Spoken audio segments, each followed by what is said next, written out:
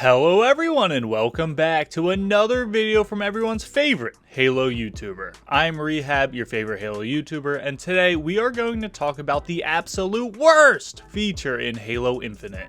This feature has caused so many fits of rage out of me in the short 3 weeks this game has been out that I can't even count them. This feature is none other than the lack of player collision, which allows you to phase through people in Halo Infinite. Now, I'm not here to rip 343 for adding this feature. I think it's fine for Big Team or the Quick Play playlist.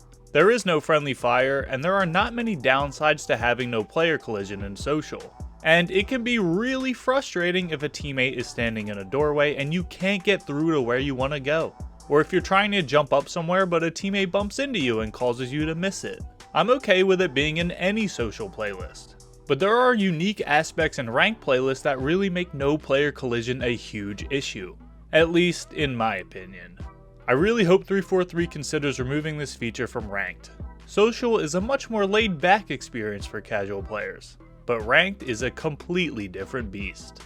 The biggest problem in ranked is that friendly fire is turned on. This was the first time I noticed the negative side of no player collision.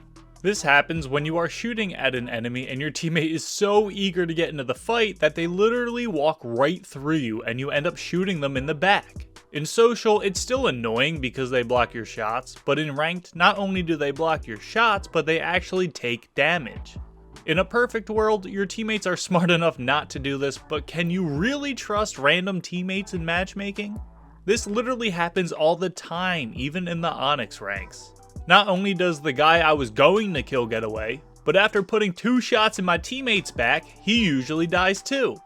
Extra points if someone stops by to clean me up as well. The perfect trifecta, enough to give you a brain aneurysm. Player collision needs to be turned on if friendly fire is going to be on. I guess turning off friendly fire in ranked could be another alternative, but I don't think that's a good idea. Players would just run in a room to bait out the enemy, and then teammates could just launch rockets in there for free kills without worrying about killing their teammates. Turning off friendly fire just isn't a viable option in a ranked competitive mode. When I sat down to make this video, I was absolutely convinced that you could phase through enemies in ranked multiplayer. But when I went into custom games to get some footage of it, it doesn't seem to be the case. I don't know if any of you have had the same experience, I'd love to know. But there have been countless times when turning a corner and there's an enemy right in your face. You go to melee but you whiff, and I always assumed you were phasing through the enemy and whiffing the melee. I was 100% certain that this happens all the time. But after trying to test, I guess that's not the case. Either way, there is something funky about it. Maybe it's just the melee range being inconsistent, possibly related to desync with the servers, the same way you can direct rocket someone and not kill them, but other times you're full shield 8 feet away from a rocket, thrusting away from it and still die. It's been my experience where it sometimes feels like you're in melee range of the enemy, but when you melee back, you don't get the lunge and get stuck physically abusing the air as you get shot in the face. And I was so sure that the problem was that you were walking through the enemy as you melee and causing no lunge or connection with your flying elbow. I can't be the only one that thought that, right? Let me know down in the comments. Regardless, I had a ton to say on this until I went to test and realized I was wrong. Either way, the melees are very inconsistent and are arguably as much of an issue as a lack of player collision. Player collision should at the very least be an option in custom games, and then we can debate whether or not it should be added in ranked matchmaking. Think of all the cool and goofy things we did with player collision back in the day that we can't do now. Sword canceling while a teammate jumps off your head to fly in the sky in Halo 2. Jumping up to secret spots in Halo 3 like the attic in the pit or up top snipe tower on Guardian. I'm sure there are plenty of other examples in wacky custom games I've never played that just aren't possible without the inclusion of player collision. As far as I can tell, there is no option to turn player collision on at all in Halo Infinite, and that sort of makes me think that it isn't built into the game, which opens up an entire other can of worms. With the recent disaster of r/Halo, Sketch came out talking about the limitations of the amount of playlists in the UI and things like that. I don't really want to get into all that, but it made me think that without player collision being an option in custom games, it probably isn't built into the game at all, which means they can't just flip a switch to turn it on in ranked play. In addition to that, that means if they do decide to bring it back, it's a tedious task of programming it into the game. and testing it extensively where there's a possibility that it breaks 100 different things in the process. So glad I'm not a programmer. It's just one of those things that didn't make it into the game, and it's just not a quick, easy fix no matter how many people want it back.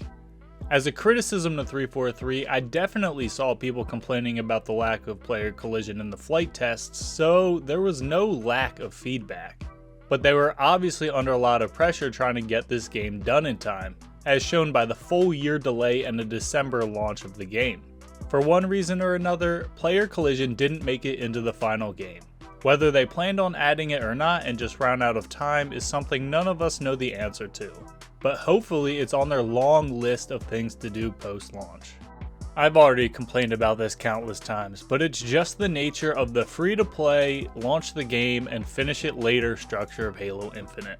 If your game is a service, it continues to get better over time, but most of the time, the initial product isn't what it should be. Selfishly, I'm happy the game came out.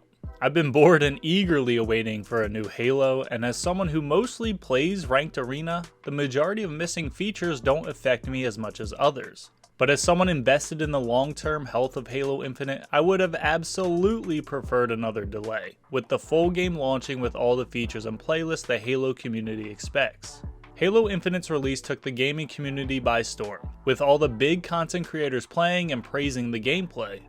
But it quickly turned over into heavy criticisms of missing features, the progression and customization system, and overall negativity of the game.